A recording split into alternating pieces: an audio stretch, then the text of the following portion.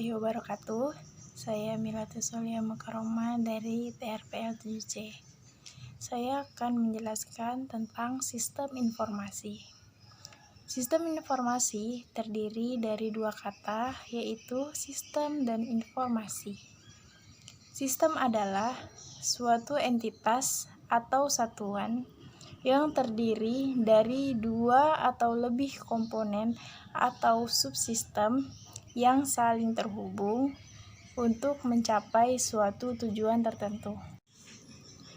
Sedangkan informasi adalah data yang disimpan, diproses, dan ditransmisikan. Jadi, sistem informasi itu adalah kombinasi teknologi informasi dan aktivitas orang yang menggunakan teknologi itu untuk mendukung operasi dan manajemen. Dalam sejarahnya, sistem informasi modern itu sangat berkembang dengan pesat dengan kehadiran komputer pribadi. Awalnya, komputer pribadi itu disebut dengan mikrokomputer. Sistem informasi yang digunakan oleh lingkungan bisnis itu biasanya dia tuh berupa laporan-laporan yang dikerjakan menggunakan mesin tik atau bahkan mereka menulis laporan-laporan itu dengan tangan. Dalam perkembangan lebih lanjut, manfaat komputer lebih terasa ketika sudah muncul bahasa-bahasa pemrograman. Dan ketika itu muncul istilah hardware, software, dan brainware. Brainware dibagi menjadi beberapa bagian berdasarkan pekerjaan yang dilakukannya, yaitu sistem analis, programmer, dan komputer operator. Selanjutnya, kita akan menjelaskan sistem informasi dan software. Sebelumnya sudah dijelaskan, perangkat lunak dan software adalah representasi dari sistem informasi. Contohnya, jika seorang akan melakukan prosedur pembelian, seorang harus mencatatkan pesanannya di dalam buku dan dokumen itu dikirimkan ke pemasoknya. Jadi, kalau orang melakukan transaksi pemesanan itu atau transaksi pembelian barang, seorang itu harus mencatat pesanannya di dalam buku pesanan pembelian, lalu dikirim ke pemasoknya seperti itu. Dan ketika barang yang dipesan terus diantar oleh pemasok tersebut dan pembeli itu harus mencatatnya lagi ke dalam dokumen lainnya yang disebut kartu stok. Nah, jadi itu tuh seperti kalau kita membeli barang, lalu tuh orangnya mengirimkan ke kita sebagai konsumen dan kita itu harus tahu stok barang keluar dan barang masuk itu seperti apa.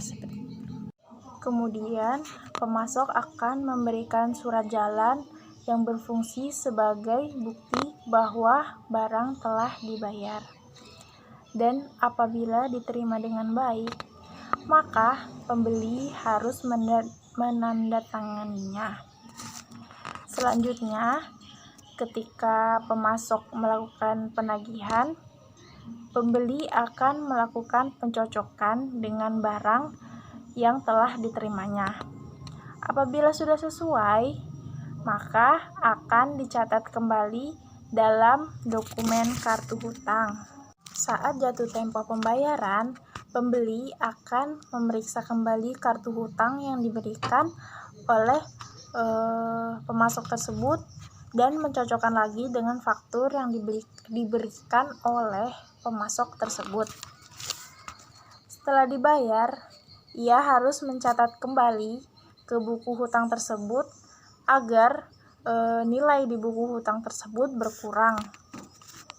Ia kemudian harus membuat bukti pembayaran untuk diserahkan ke bagian akuntansi perusahaan.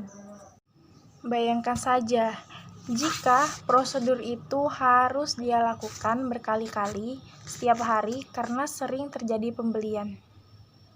Proses mencatat, mencocokkan, dan meneruskan ke bagian lainnya harus dilakukan secara rutin dan berulang-ulang. Pada akhir periode, ia harus merekap semua laporan sesuai aktivitas yang dilakukan selama periode tersebut.